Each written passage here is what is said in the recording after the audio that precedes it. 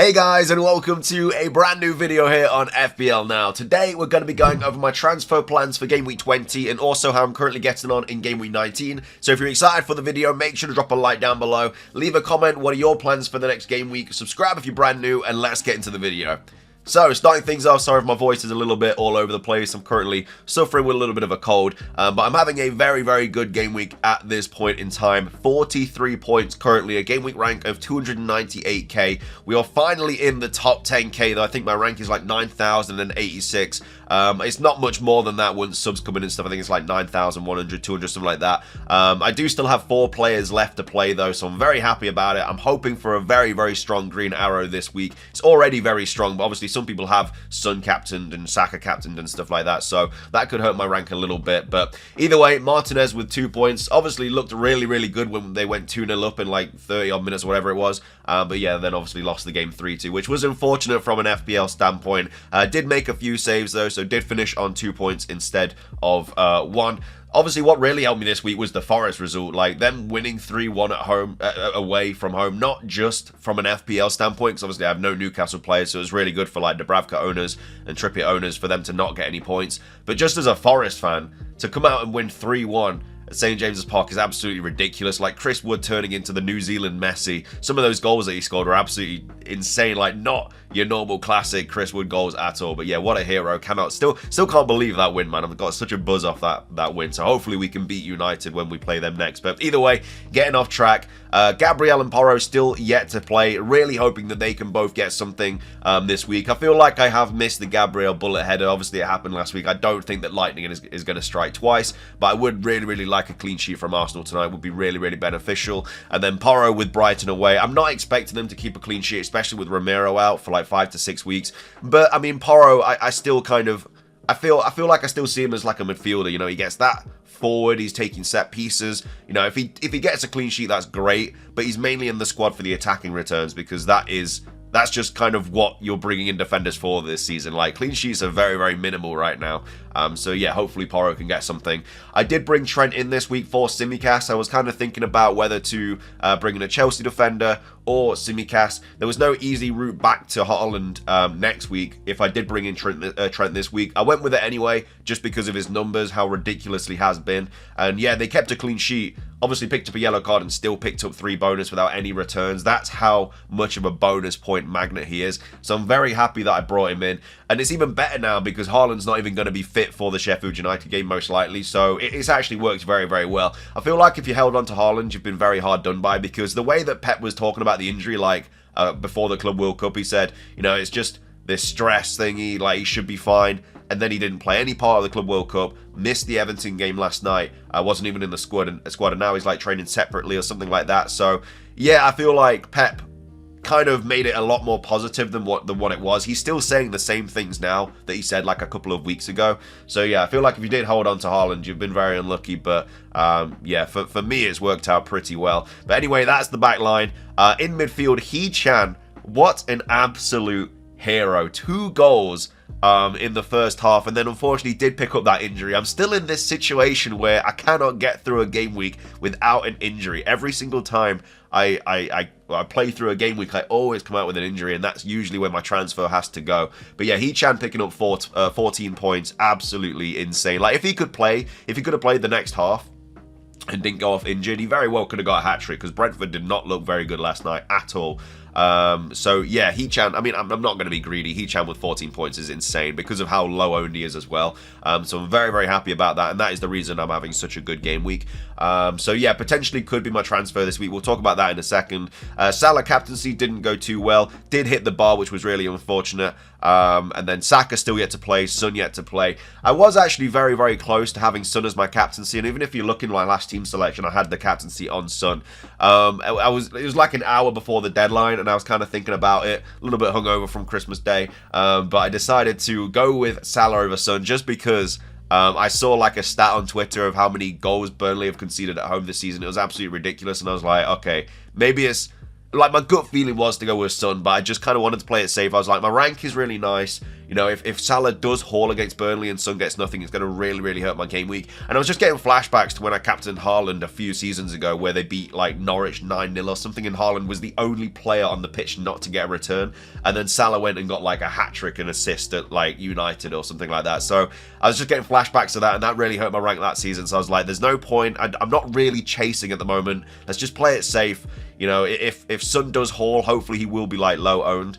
But yeah, obviously in hindsight, definitely should have gone for it. And I was very close to going for it, but I guess just the safetiness kind of drove me into picking Salah. But it's not the worst thing in the world. I'm okay with it. Hopefully, I'd still obviously like Son to score, because he's not still crazy owned. Still like 60-70%, so he'll obviously still benefit my rank if he does score. But either way, that's the midfield.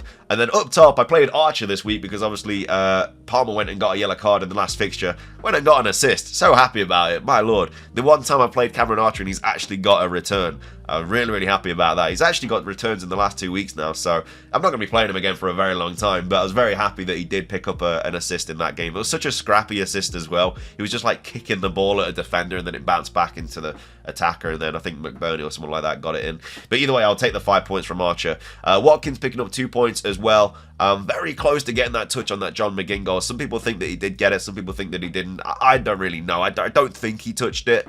But some people are getting rid of him now. But with the run of fixtures they've got, I would definitely not get rid of him. He's in a really good position with all these really, really nice fixtures. Like, he's even a captaincy shout against Burnley. And then also Solanke picking up 6 points, finally getting a penalty. My lord, the clouds have opened, the heavens have opened and shone down on Bournemouth, and they've finally got a Premier League penalty. Can't believe the scenes. So then we've got Turner with picking up 3 points. Did play the wrong keeper again this week, only by a point though. We've got Kabore, who, yeah, has some sort of muscle injury, wasn't even in the matchday squad, so that's a little bit unfortunate. Anderson picking up 1 point, and then Palmer picking up 0 because he was suspended. But yeah, 43 points, 4 players left to play. Really, really healthy Green Arrow into the top 10k. Yeah, very, very nice Christmas present there, so hopefully it can get even better tonight. But in terms of transfers, yeah, I mean, I am looking at Hee-Chan out this week. Now, Gary O'Neill has come out and said that it was a back spasm. You know, he's definitely going to be fine for the Asian Cup, and that he hopes he's fine for Everton on Saturday. He says he's already moving a lot better than when he came off. I haven't seen the injury. I don't see how bad it looked because I was busy at the time, but yeah, apparently he's already recovering pretty well, so he's hopeful that he is back for Everton on Saturday. If he's back and he's fine, I'm probably just going to roll. We should get a press conference before then, so hopefully we get a little bit more information about that. If he's not okay, I can go to 1 of 2 players with Hee-Chan. I still have like 4 mil left in the bank or something like that. So I could very well go from Hee-Chan to Bowen, who has Brighton, and then they have some really, really nice fixtures coming up as well, and Bowen's in really, really good form this season. Could also go to Foden as well. They have Sheffield United at home this next week, and also with the injuries they've got like Doku and stuff like that, Foden is most likely going to play. So yeah, I think it's one of those 2 players that I'm probably going to go to. I need to get rid of Hee-Chan anyway because of the Asian Cup, so it's not like, yeah, it's annoying that I might have to make the transfer now, and I kind of would like to go into next week with 2 free transfers in case Haaland like is back after Sheffield, but yeah, I'd have to get rid of him anyway, so it's just a transfer that I'm going to be making, but like a week earlier. I have the money, so I can kind of go to anybody really around that price range. Like I said, I've got 4 mil in the bank, so I can go to easily to a Bowen or a Foden or something like that. So yeah, I think that's going to be my transfer this week. If he's fine, I'll probably keep him for 1 more week. Everton at home, it's not a terrible fixture. I don't need to make that transfer. It's a bit of a luxury transfer, and I'd be very much happier having 2 free transfers going into the game week 21 than having just the 1. So yeah, I think I'll do that. Obviously Palmer's back this week, so he'll be fine against Luton. So yeah, I think that's probably what I'm going to do. We'll have to wait for the press conference, see what happens. But yeah, I would really like to roll this week. But worst case scenario, it's a transfer I was going to make anyway. Can bring in Bowen or Foden. So with that, let's go into the knee-jerk reaction so far. For game week 20, we have Garnacho being the most brought-in player. Scored a brace. Could have been a hat-trick as well if it wasn't for the offside against Villa. Obviously a really, really cheap option. 4.7 mil. Is getting a lot more minutes now as well. So yeah, I think being able to play constant football has really helped him out. And the fixtures are really, really nice for United as well. Forest away, Spurs home, Wolves, West Ham, Luton, Fulham, Everton, Sheffield United, Brentford, all coming up. Like, really, really nice fixtures for Garnacho. And the price that he's at as well, 4.7, is a bit ridiculous. A really good enabler for when you're trying to bring like Haaland and Salah back in and stuff after like AFCON and Son back as well after the Asia Cup. So yeah, I do like him as an option. Again, like, it might be a little bit knee-jerky because before those 14 points, he hasn't really done anything since the Chelsea game in Game Week 15. So he's not had a crazy season, like a lot of ones, a lot of twos. Like, he's had one decent haul. So yeah, the fixtures are nice. Yeah, he scored 2. Could have been a hat-trick if he wasn't offside. But I still think, I personally wouldn't be bringing him in anytime soon. I'd still want a little bit more of an eye test. There's not really any other midfield I'd get rid of him for as well. Like, I feel like when Son and Salah both go, and He-Chan both go, and they all go away, the midfield is probably going to be like Saka, Bowen, who's it going to be? Saka, Bowen, probably Richarlison, maybe, or Kulusevski, Palmer, and then like one other player as well. There's probably going to be like a City player or something like that. But yeah, there's just not really anywhere that he fits into that squad. So yeah, I personally probably aren't going to go near him, but I could see why you'd want to go for him if you are trying to get an enabler in your team and stuff like that. A lot of people are kind of just going 3-4-3 now, and I think that's how I'm going to go as well. I think I'll probably just get rid of Archer for Haaland and then just go 3-4-3. So get rid of somebody for Garnacho, and then just my midfield be eventually like Son, Salah, Saka, and then like Bowen or something like that. And then just my fourth midfielder be Garnacho, who's obviously on the bench or something like that, if it's possible to get that money, and I've not really obviously had a look at it. But anyway, he's the most transferred in player. Solanke also been transferred in by a lot of managers. Yeah, he's a bit of a set and forget. He's in some really good form at the moment, and I know his fixtures are taking a little bit of a dip with Spurs away and Liverpool at home in the next 2, but I still think he's a really nice option, and Bournemouth are playing really, really well right now. Like I say, look at that record, like the form that they're in. They've drawn 1 game, they've won everything else since Game Week 12. Not bad at all. They took a bit of a battering from City, but apart from that, they have had a really, really good turnaround in form. So there's not really any reason to get rid of Solanke. Would I bring him in? I mean, there might be better options like Alvarez, but then at the same time, like Haaland and Kevin De Bruyne are both going to be back soon. So I don't think, like, obviously the Sheffield United at home fixture is really nice for Alvarez, but his minutes are going to be a bit of a risk as soon as Haaland and De Bruyne are back, and that's going to be in a couple of weeks. So is it really worth it? I'm not going to go near Alvarez because I don't think it's worth it. I think it's just going to be booking myself in for a transfer. Plus, I kind of need to save my transfers as well for the players that are going off to AFCON and the Asian Cup and stuff like that. So I'm not going to go near Alvarez. If you don't have any players going off to AFCON or Asian Cup, then fair play, but I have 3, so I need to use my transfers on those.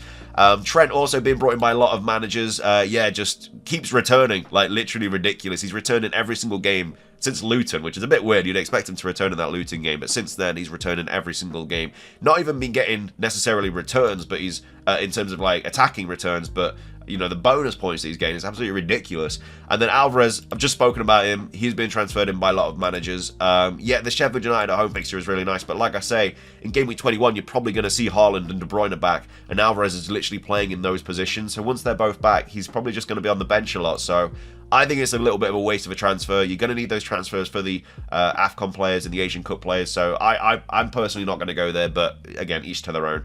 And then Bowen as well, another player being brought in by a lot of managers. 7.9 mil, probably going to go up to 8 soon. Obviously, he's going to be playing Arsenal tonight. But then after that, they've got Brighton and Sheffield United and Bournemouth. So 3 pretty nice fixtures there. I know I've just said how good Bournemouth are, but they also, it's not a bad fixture as well. It's not like a terrible fixture. They do have Arsenal obviously twice in the next 5 games, which isn't ideal. But Bowen's just been so good away from home and at home. So yeah, if he was on penalties, it'd be a no-brainer. It'd be in a lot more people's teams. But yeah, he's just been really, really good. He's not like a haul player, but he's nabbing away with a goal and an assist every now and again. So yeah, I'm probably going to bring him back. I did own him earlier on in the season when he went on a really good run, and I got rid of him when he had that injury, and that's kind of backfired a bit because I think that's when I kind of brought in Eze and Mbumo, and both of those eventually got injured, so it wasn't ideal. But at the same time, he is a really good option. I'm probably going to be bringing him back maybe this week if He-Chan's not fit. So they are the most transferred in players, most transferred out players. We have Gordon with nearly 130,000 managers getting rid of him. Yeah, back-to-back blanks for him. I think that home fixture against Forest just kind of messed everything up for them, and they've not been great lately. They've got Liverpool and City and Villa in the next 3. Not really 3 fixtures you're going to be wanting to look at. Arguably the 3 worst fixtures apart from Arsenal right now that you could really have. Like Liverpool away as well, really tough fixture, especially how bad they were against Forest. City at home, like that's going to be a tough fixture, especially because Haaland's probably going to be back in that fixture. And then Villa away. Villa have been really, really good this season at home too. Yeah, maybe after that you start looking at them again, but I would not be bringing in any Newcastle players as of right now. And as you can see, that's why two of the most transferred out players are Gordon and Trippier. I think a lot of people are probably moving from Trippier to Trent, and yeah, Trippier's just had a really, really bad run at the moment, like 1 point, -1, 0, 2, and then 1. Yeah, it's one of those, like, I owned Trippier at like the really best part of the season. I think I owned him, I think I brought him in for like the Brentford game. I think I had him for Brentford, Sheffield United and Burnley, and then I got rid of him. So I obviously missed the 10-point haul there and the 9-pointer against Arsenal, but I had him for 38 points in 3 game weeks, then got rid of him before I wildcarded, and that was just like huge. That was a massive 30, because not really many people owned him then. He was only like 30% ownership around my rank, so yeah, everything was just crazy, crazy good from him. But anyway, Trippier, Haaland as well, being brought out by a lot of managers. I have no idea how he's not had another price fall, by the way. He's literally 59% owned by now, and he was like 85.